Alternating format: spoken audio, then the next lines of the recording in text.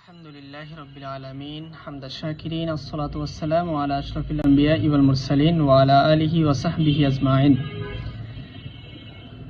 আজকে আমরা তাওবার সেলা নিয়ে আলোচনা করব।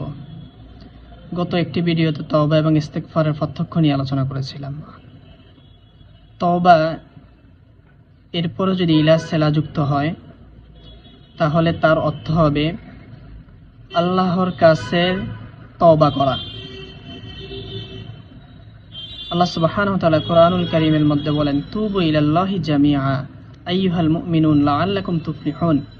হে মুমিনগণ, তোমরা আল্লাহর কাছে তওবা করো যাতে তোমরা সফলতা অর্জন করতে পারো। আর তাওবা এরপরে যদি আলা সিলা যোগ হয় তাহলে আল্লাহ সুবহানাহু ওয়া তাআলা বান্দার তওবা কবুল করা অর্থে আসে। যেমন আল্লাহ সুবহানাহু ওয়া তাআলা কোরআনুল কারীমে বলেন, ফাতালাক্কা আদামু মির রাব্বিহি কালিমাতিন ফাতাবা আলাইহি।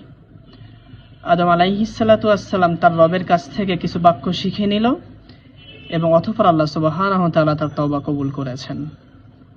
আজকে পর্যন্তই, দেখা হবে আগামী কোনো ভিডিওতে ইনশাআল্লাহ।